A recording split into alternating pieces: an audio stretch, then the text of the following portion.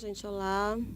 Hoje nós vamos continuar a unidade 2, certo? Na unidade 1, nós estudamos as técnicas e estratégias de leitura. Já nessa unidade, nós veremos a importância do uso do dicionário como ferramenta de apoio para a interpretação de textos e também veremos os grupos nominais, né, que servem para conhecer expressões de caráter nominal e a sua forma de tradução, e analisar estruturas também de grupos nominais e elementos que o formam. O dicionário, ele é um livro formado por vocábulos de uma língua, estruturado em ordem alfabética, com as respectivas explicações e o significado das palavras dessa língua. Todo mundo já pegou no dicionário, tenho certeza disso. Há diferentes tipos de dicionários. Entre os mais comuns, destacam-se os monolíngues, que são aqueles que contêm palavras em um só idioma e seus respectivos significados e ou sinônimos, e os bilíngues, que explicam o significado dos vocábulos estrangeiros e sua correspondência com outra língua. O dicionário é uma ferramenta útil, pois é através dele que confirmamos os significados das palavras, a grafia, aprendemos a pronunciá-las, modificamos nossos textos e nossos conceitos, enriquecemos nosso conhecimento. No entanto, ele deve ser utilizado como instrumento complementar e quando realmente for necessário, já que muitas vezes a compreensão do texto dispensa a tradução de palavra por palavra, como nós vimos na aula passada, utilizando estratégias e técnicas de leitura. No processo de leitura, nós somos capazes de entender a mensagem do texto fazendo uso dessas estratégias, usando constantemente o raciocínio para analisar, deduzir e concluir o que o texto traz. Por isso, o uso excessivo do dicionário implica em perda de tempo. Os dicionários ainda trazem muitas outras possibilidades de uso que se podem identificar. Através deles é possível descobrir detalhes sobre as palavras já conhecidas, introduzir outras palavras relacionadas a essas já conhecidas, como os sinônimos. Conhecer os pretéritos, os particípios dos verbos irregulares, assim como os plurais irregulares. As variações de grafia também são conhecidas no dicionário, o sentido das palavras, o significado de palavras usadas em contextos específicos. No caso, o curso de Química de vocês vão utilizar muito o dicionário para identificar essas palavras específicas, diferenças ortográficas entre o inglês britânico e o norte-americano, dentre outros. Todas essas informações ajudam a ampliar o vocabulário e a compreender melhor o significado das palavras nos contextos que se inserem. No entanto, precisamos estar atentos à variação de abordagem dos dicionários. Para isso, o primeiro passo para uma boa consulta é conhecer a sua organização lendo a sua seção introdutória.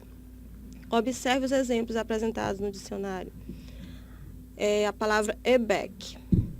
EBEC, vem a pronúncia, vem a classe gramatical, vem o significado e sobre o que ela está relacionada. Breakdown, que significa quebrar, começar a chorar. Vejam que aí já tem dois significados. Write, nós temos, no dicionário nós podemos encontrar o pretérito, wrote, o pretérito particípio também, writing, que significa escrever. Aí, como exemplo, after a hard day's work, it's a pleasure to read the sick. Após um duro dia de trabalho, é um prazer dormir. Vejam que a expressão to read the sick, ela toma outro sentido ao ser traduzida. To attend a meet, participar de uma reunião, também. Ou seja, essas expressões específicas nós encontramos também nos dicionários. A palavra look, que significa olhar e significa também parecer.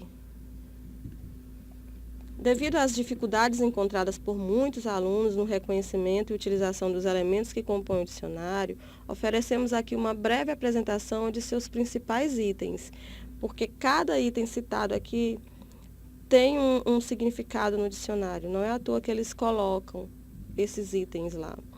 A entrada, que é a palavra propriamente dita a ser identificada, se encontra destacada em negrito e listada alfabeticamente sempre. Verbete é o conjunto de informações ou explicações dadas sobre determinada entrada. Definição são as palavras em sequência que expressam um conceito ou significado de uma outra expressão. Os diferentes sentidos de uma mesma palavra geralmente estão separados por números em negrito. Já os sinônimos, reunidos sob um algarismo, são separados por vírgula. Pronúncia consiste na transcrição do som de uma determinada entrada, aproximando-se de sua pronúncia padrão. Acento tônico é o símbolo fonético usado na pronúncia para identificar ou indicar a sílaba tônica de uma palavra. Categoria gramatical consiste em informar a classificação da palavra segundo a sua distribuição sintática e morfológica no contexto em que está inserida. Área de conhecimento consiste em classificar o significado de uma palavra dentro de áreas de conhecimento. Divisão silábica consiste em dividir em sílabas os verbetes ou subverbetes por meio de ponto, o qual indica onde colocar um hífen quando houver necessidade de separar palavras. Tipos gráficos é uma maneira especial de escrever as palavras. Expressão idiomática é um grupo de palavras que se caracteriza pela impossibilidade de se identificar o significado através do sentido literal dos seus elementos constitutivos. Formas verbais consiste em considerar a palavra conforme a conjugação ou tempo verbal. E a abreviatura é a escrita reduzida de uma palavra. Nós também encontramos nos dicionários os phrasal verbs, os verbos frasais, que são construções formadas por um verbo, uma preposição e um advérbio. E a exemplificação, que também nós encontramos sempre quando, principalmente, ele quer especificar o significado de uma palavra que, quando traduzida separadamente, ela não tem o mesmo sentido. São frases educativas que esclarecem a definição e o emprego correto da palavra. Nós encontramos também no dicionário as notas, que são palavras que escrevem da mesma forma, mas que têm sentidos diferentes. Aparecem como verbetes numerados, certo? Bom, esses são os itens, né, que a gente pode encontrar no dicionário no momento que a gente procura palavras que nós não conhecemos nele. Agora a gente vai ver os grupos nominais, certo? O que é um grupo nominal? O grupo nominal é um agrupamento de palavras interrelacionadas dentro de um termo da frase ou da oração formado por um núcleo, ou seja, uma palavra principal, que esse núcleo é sempre representado por um substantivo, e seus modificadores que normalmente o determinam, o modificam e também o complementam. O núcleo é a parte do grupo nominal que carrega as marcas de flexão, singular ou plural, e de gênero, masculino ou feminino, e é sempre o último elemento a aparecer dentro do grupo nominal.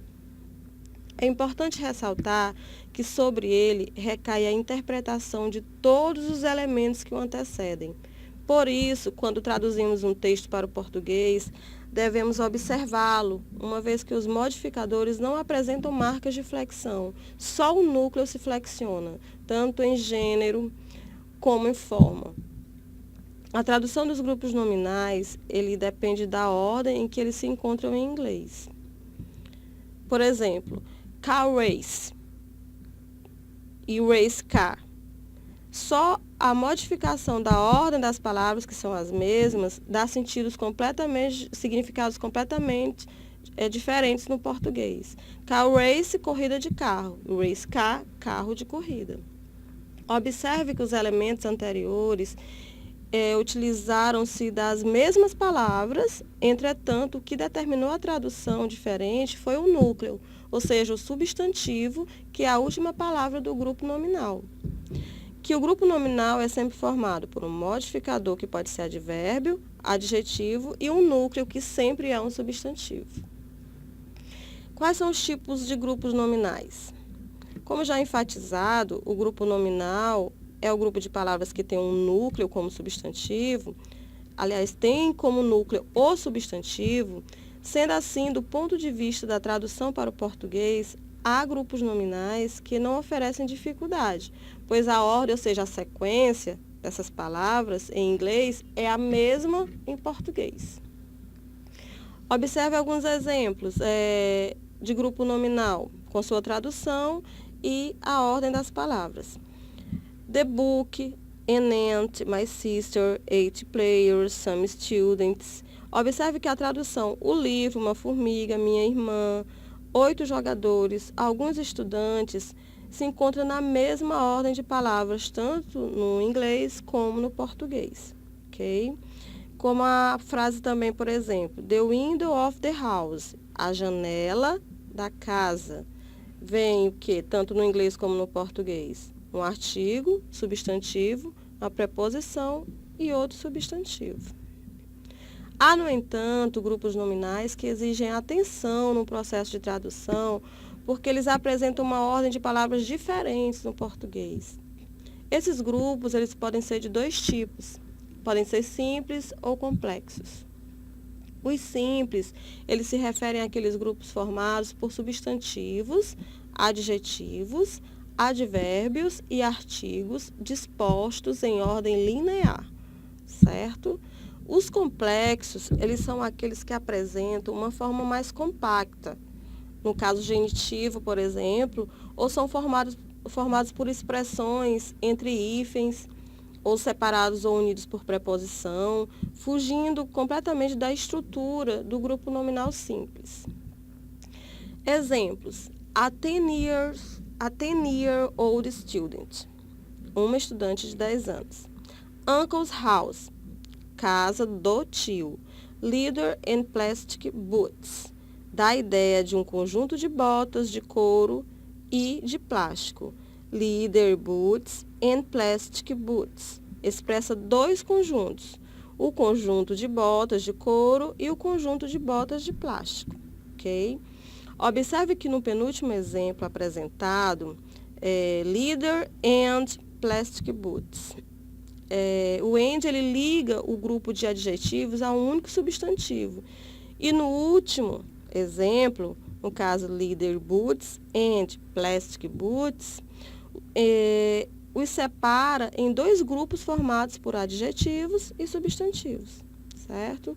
Quando há um substantivo antes da conjunção, os substantivos eles devem ser traduzidos de forma separada.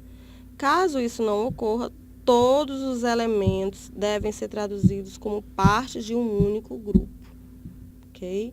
No caso dos grupos nominais que apresentam caso genitivo, ou seja, que tem apóstrofo ou apóstrofo S, a tradução é feita a partir do objeto de posse, onde tem o apóstrofo ou o apóstrofo S, que equivale na língua portuguesa às formas do, da, dos, das.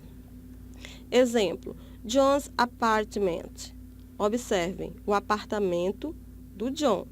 Quem é o possuidor do objeto? John. Por isso, o apóstrofo S está no substantivo John. Já os grupos nominais, formados por expressões entre hífens, têm a função de deixar a língua mais sintética, procurando agrupar as palavras para formar expressões de compreensão mais rápida. No que diz respeito aos grupos nominais separados por preposição, esta geralmente aparece no meio do grupo nominal, dando um aparente caráter de estar prejudicando a tradução de uma expressão que parecia ser um grupo nominal, mas não deixa de ser, embora essa preposição exista no meio. Por isso mesmo deve-se estar atento a esses modelos ao ler o texto, para que não passem despercebidos ou equivocadamente interpretados. Exemplos: The government is trying to control the Brazil's high cost of living. Of, uma preposição. She bought a cushion of air, certo? Mas não deixa de ser um grupo nominal, embora essas preposições estejam no meio das palavras. A estrutura dos grupos nominais. Para evitar traduções sem sentido ou equivocadas, é importante conhecer algumas informações referentes à estrutura de um grupo nominal, devido à ordem a ser observada. No grupo nominal, todos os adjetivos antecedem o substantivo, que podem ser de dois tipos, de fato ou de opinião. Os adjetivos Tanto no português como no inglês eles expressam isso. Adjetivo de fato e de opinião. Os adjetivos de fato, eles são aqueles que oferecem informações reais sobre o substantivo. É algo para o qual existem provas. Não se pode concordar ou discordar daquilo que se percebe. Já os adjetivos de opinião são aqueles que expressam um julgamento ou ponto de vista pessoal em relação a alguma coisa ou alguém. Variam de acordo com a preferência do indivíduo, sua cultura, experiências, gostos, sentimentos e crenças, e são direcionados e reforçados pela emoção. Por exemplo, nós temos um sofá. Esse sofá, de fato, ele é grande e vermelho, mas na opinião de quem for sentar nele, ele pode ser confortável ou ao vê-lo pode também achar que ele é feio, certo? Então nós temos adjetivos de fato, que são red e big, e de opinião, que são comfortable e ugly. Os adjetivos de opinião, eles precedem os adjetivos de fato. Eles sempre vêm antes dos adjetivos de fato. Quando o substantivo é qualificado por mais de um adjetivo de fato, colocamos esses adjetivos nessa ordem, precedidos pelo adjetivo de opinião. Sempre nessa ordem: opinião, tamanho, idade, forma, cor, origem, material feito, de como ele é feito, o tipo, o propósito e depois o substantivo. Sempre quando nós encontramos uma oração vários adjetivos precedendo um substantivo, eles devem ser colocados ou eles estarão colocados devidamente nessa ordem. Em geral, o adjetivo mais próximo ao substantivo, ou seja, ao núcleo do grupo nominal, ele possui o sentido mais relacionado a ele e expressa a qualidade mais permanente, mais pertinente ao substantivo. Por exemplo, no grupo nominal, a good big all over Brazilian wooden table. A palavra wooden é a que possui o sentido que mais se relaciona ou caracteriza o substantivo table. A palavra good não caracteriza diretamente o substantivo, ela indica apenas uma opinião do leitor. Quando o substantivo estiver associado a um número, deve-se ligá-lo com hífen. Como, por exemplo, a 10-page book, um livro de 10 páginas.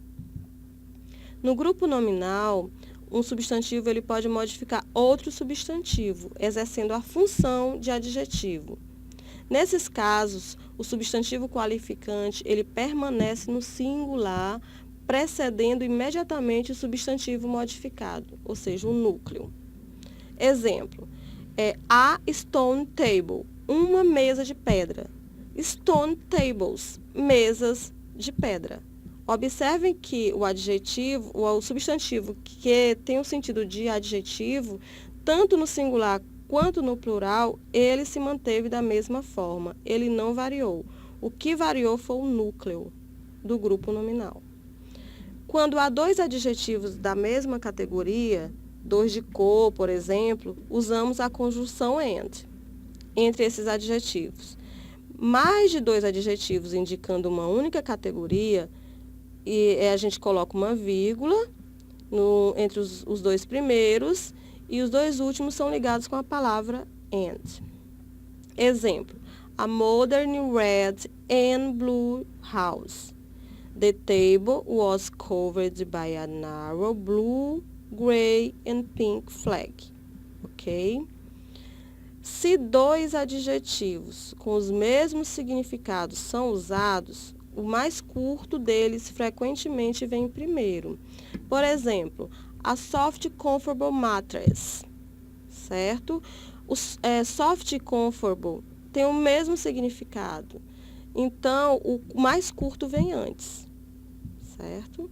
Quando o grupo é formado por advérbio, adjetivo, mais substantivo, devemos ter cuidado e observar a hierarquia estrutural, isto é, a tradução ocorre com base no núcleo, sempre, mas também devemos observar a hierarquia semântica, ou seja, aquilo que quer ser informado pelo autor dentro de um contexto. Para facilitar a compreensão do reordenamento na tradução do inglês para o português, utilizaremos números. Observe o exemplo a seguir. Carpal tunnel syndrome is a nerve disorder in the hand that causes pain, numbness and tingling. Observem que as palavras elas estão enumeradas a fim de facilitar a tradução para o português, a colocação, o ordenamento delas no português. Para traduzir para o português, essa oração fica: a síndrome do túnel do carpo é uma doença do nervo da mão que causa dor, dormência e formigamento. Bem, gente, esses conteúdos, o uso do dicionário e grupos nominais, nós vimos hoje na unidade 2. Espero que tenha sido bem esclarecedoras as explicações e na próxima aula nós fecharemos com a unidade 3. Até lá, então.